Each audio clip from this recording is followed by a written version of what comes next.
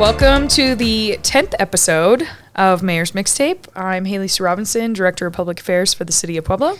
City of Pueblo Mayor Heather Graham. Chief of Staff Brian McCain. And you can get this podcast on Apple, Spotify, Buzzsprout, YouTube. You can also watch a replay on local channel 17 with Comcast. Also, don't forget, you can email us, suggest a topic, or ask a question, mayor@pueblo.us. And find us that way. So episode 10, we'll get into a little bit of what you did last week, and then we'll also do a recap of last night's city council. I also just want to acknowledge that we had another officer-involved shooting early Monday morning. Thankfully, our officer is recovering, has been released from the hospital. But another really scary way to start our work week. Absolutely. This week. It's the call you never want to get. When my phone's ringing at that time of night, It's never a good thing. Yeah. Okay, so let's jump right into city council from last night. There was quite a discussion, Mayor, regarding a proposal with the Convergence building in Bessemer. The resolution was to appropriate $900,000 in order to have redevelopment, specifically for affordable housing. Can you walk us through this proposal? Yeah, so this is a project that myself and my staff have been working on for several months. We were approached by a private developer who wants to purchase the entire city block. Okay. They want to put a business on the front side closest to Northern Avenue, but they don't really have a use for the additional 2 acres that are on the back side. So they came to the city asking if the city would use its demolition funds to knock down this ugly, blighted, burned building in the middle of Bessemer that's been vacant for several years, the Convergence building. The roof is half caved in. We've had issues with fires there, issues with the unhoused there. So I thought this was going to be a slam dunk. Sure. Great project for Bessemer, especially because it's in a TIF district, right? Right. So this developer comes in. They ask the city to use its demolition funds. So like I've been doing in other projects coming forward in the city, I go to the accounts and I look and see maybe which account hasn't used all of the funds that were allocated to a project. So over 3 years, 2016, 18, and 19, there were 3 accounts that had a little bit of demo funds left in them, along with our ARPA interest that we've been gaining with the large amounts of ARPA that is still in our bank accounts, about $375,000 to this point. So for the interest. Yep. So we wanted to allocate all of these funds, provide it to help with demolition on this parcel, in which the city, in exchange for using our funds, would get 2 acres of property right in the middle of Bessemer. Okay. In which we would then try to put an affordable housing project, market rate housing, really any kind of housing, any kind of development for that area is good, right? So I thought it was good, but city council doesn't always agree with me. So unfortunately, it was an argument. It failed. I had city councilors saying that the money should be used to knock down single houses within different districts in town.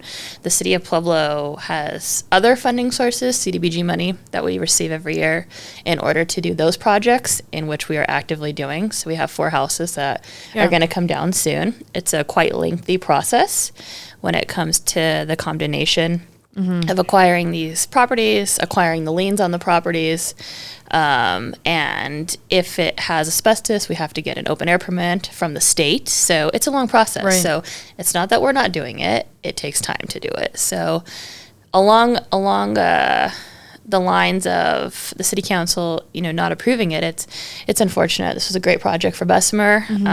That district, we continuously hear Councilor Gomez, we continuously hear Councilor Latino talk about their districts and how they need some love. So this was the mayor bringing some love to Councilor Gomez's district.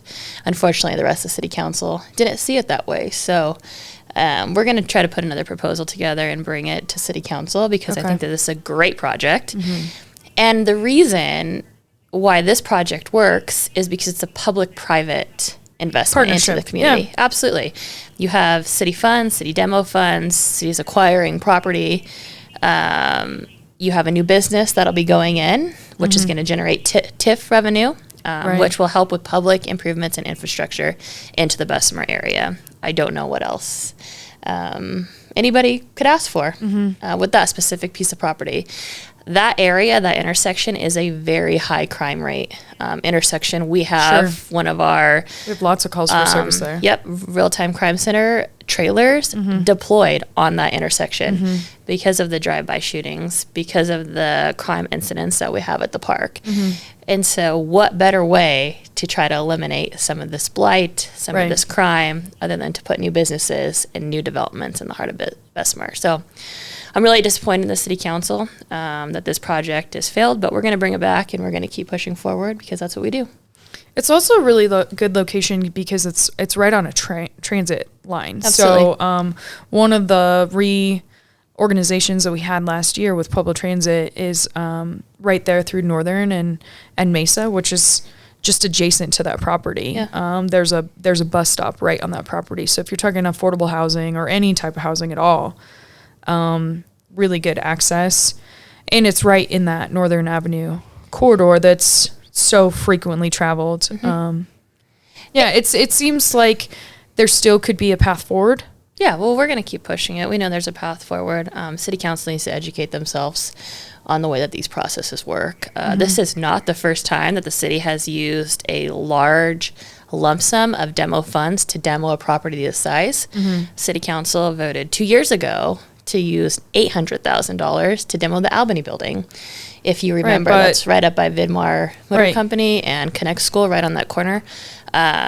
So this isn't new to the city. This isn't new to the way that we operate. What is new is we have a developer coming to the city to ask for a private public partnership who's ready to go. So that's new, and that's something that we need to do, and these are things that we need to work on. So bring it back to city council, and hopefully they have a new look at it, maybe ask some questions, get things figured out. So okay, great. Additionally, I think another surprise tonight, or from last night, was the much anticipated ordinance with the sit-lie ordinance that failed 5-2. Ultimately, President Aliff gave our deputy city attorney, Harley Gifford, some direction to work with Councilor Latino about it. But a little bit surprising that failed last night. Yeah, totally. So this ordinance was actually my ordinance. Right. That I drafted in 2022 to bring forward to city council. It was for the downtown district. It failed 4-3 when I brought it forward. Right. This is something that Councilor Latino is passionate about. The downtown area is part of his district. We heard from city council about 6 weeks ago that they wanted to see it expanded into other business districts. So I'm not sure why they failed it, even though that's what they asked for. Because this one was more inclusive. It included some of Elizabeth, Highway 50 corridor. There were the areas that we see this happening a lot. Right. So hopefully they can bring it back to city council and get it passed. I think it's important to have these kinds of rules in our business districts, especially with what we're seeing in our business districts. We know that this was really supported by the downtown and the businesses down here. So yeah, I'm not sure what happened with that. But I guess just a little bit surprising, and maybe after the confusion settles, they'll bring it back, and maybe we'll see it passed at that point. Sure. Okay. Jumping into some legislation. I know last week we talked state budget and what we could anticipate there, but Governor Polis did actually sign that, and we saw $1.2 billion in cuts to the state budget. We won't go into all of those details, but how about any update regarding 1147? It's on the governor's desk right now, so being that it's so close to the end of the session, he will have 30 days to veto it. Okay. One important factor in that is that after the session ends, there's not a chance for the bill to come back and they could override the veto. So you're hearing this about I believe it's the Cora bill, where the legislature is saying there's a possibility to overturn the veto. When you get towards the end of the session, he has the 30 days. So when the session's out, they can't come back and override that veto unless they get a special session on that, and that takes a whole lot of jumping through hoops. So we're anxiously awaiting to see what the governor is going to do as the bill sits on his desk, and he has 30 days from last Wednesday to either sign it or veto it. So he could potentially wait this out so that they would either have to call a special session. Yes. Okay. That's and I don't know what he's doing. I don't know why it's going this way, but I found it was interesting that they laid this bill over till it hit that time frame to put him out of that. So politically thinking, it could be a tactic to veto it and then they can't override it, or maybe he'll sign it. I don't know. I do know that there was an article last week, and not just Mayor Graham, but the mayor of Denver also opposes this bill and is asking him to veto it. So the three largest cities in the state, the mayors of those three cities, so Colorado Springs, Aurora, I believe it was, and Denver, sent him a letter last week saying that they need to veto this bill. So politically, it's interesting because you have the left side of the aisle saying you need to veto this, and the right side of the aisle saying you need to veto this. So hopefully he listens to it. Yeah. Okay. Cool. So stay tuned, I guess. Yeah, I guess so. That'll be much awaited. That's kind of just been top of mind all of the legislative session. Okay, so Mayor, last week you also talked about you and Chief of Staff, Brian McCain, went to Grand Junction. You went to an economic development conference, saw some pictures. There were like 400 people at this event. Can you tell us a little bit about what you maybe brought back from the conference, or some things that... Sure. Yeah, it was a very interesting event. So we had, not only did we go to the conference, but we were able to meet with their chamber. Oh, great. Their college representative, and really got to hear about their economic development and what they do, what works for them and what's successful. So we got to take a tour around Grand Junction and see the different businesses, the different amenities and attractions, what they have that really drives businesses there and economic development. It was pretty eye-opening. So really, in 2024, they were able to land 299 new primary jobs. Really? So that's huge. That's several new businesses coming in. It was a $91 million economic impact into the community. In just 2024? Just in 1 year. Yep. And an average salary range of $62,000 a year. So they're doing something right. And it really makes you wonder what Pueblo's doing wrong, right? So these are avenues that we're looking at and how to try to improve economic development in the city of Pueblo. In Grand Junction, they don't even incentivize businesses to come there with dollar amounts. Really? Yeah, they also have like an economic development fund that they use. It's 0.75 of their sales tax, so it generates quite a bit of money. And they primarily use it for capital improvements within their city and amenities to make their community attractable for businesses to come here. So it was very interesting. We talked to 5 different site selectors and what their businesses look at, their developers look at when they want to come into the community. And really, it's not about money. It's more quality of life? It's quality of life, yep. So they want to know, is it good for single people to be there? Are there amenities? Is there nightlife? Are there entry-level jobs? What is the education like? What is the workforce like? And what is the cost of living there? Are they able to start at an entry-level position and keep the majority of their paycheck without paying high utility rates, high housing rates? And so those are really the key factors that site selectors look at. Interesting. When they think about bringing companies. The biggest eye-opener I think that they talked about is speed to market. So when they have new businesses that are looking to potentially come there, it's about how fast they can get this business in the doors and the businesses open and upright. It's not a 5-year process. It's not a 3-year process. It's a 2-month process when they're trying to get new developers to come into their community. So these are things that we're looking at as we're looking at the half-cent sales tax, the primary job aspect of it, what we can change, what we can do better. On Friday, I'm going to be traveling to Castle Rock to meet with their Economic Development Council because I think that there's things that the city could be doing differently and better in order to attract new jobs, not just primary jobs, and to increase the sales tax rate base in our community.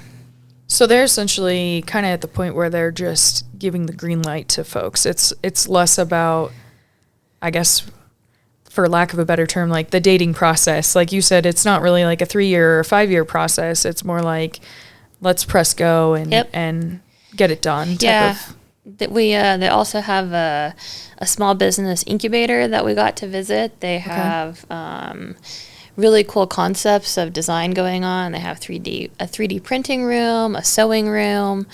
They have industrial workspaces, a commissary kitchen for food trucks. They have contracts with over 40 different food trucks that come and use this commissary kitchen. And these businesses can stay in this incubator space for 5 years. And then a lot of those businesses are now multi-million-dollar businesses within Grand Junction. So they really start you and hold your hand from, step one all the way up until you've graduated into your like in a brick and mortar building. So they want you to be successful. Yeah. It's not just, bring you here. They want you to stay and be invested in the community. Yeah, absolutely. That's great. It's much different than what we do now. So it's definitely things that we're paying attention to.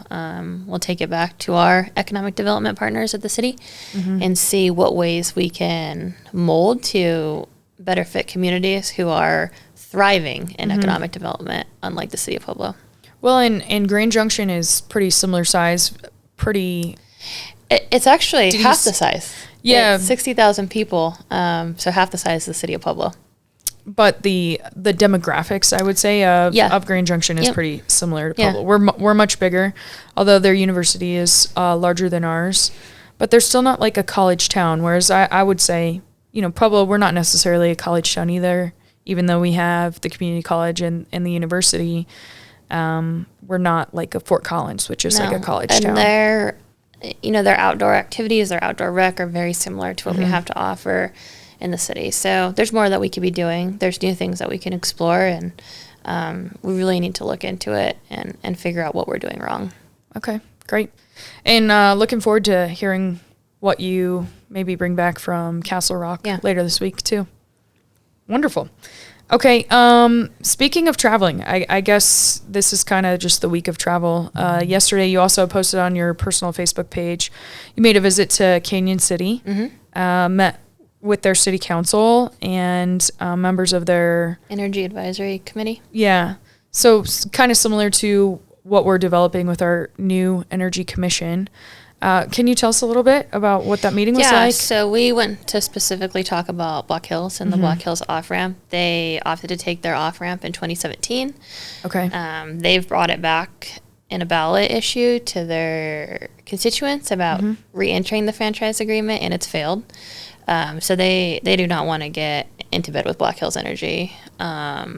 They want to see what the different options are, and as the city is exploring our different options, whether it's this year or over the next 5 years, they're definitely going to have to be one of our partners moving forward. So it was interesting to learn, how they were able to opt out and how they were able to stay opt out of their franchise agreement. They also cut their franchise fee from their citizens. So right off the top, they were saving 3% in their rates. So but the residents voted that. So it's not even It's not even just like a decision by their council members. The residents said, no, we still don't want a franchise agreement with Black Hills because we want an alternative. They'd also talked about how Black Hills really wasn't keeping track of what was going on in the community, and they actually only spent $50,000 to campaign to try to get people to engage in not taking the off-ramp. In the city of Pueblo, we know that they've already spent $1.5 million, and their campaign finance reports are due again Friday. So I'm interested to see how much more money they've now spent in the month of April. So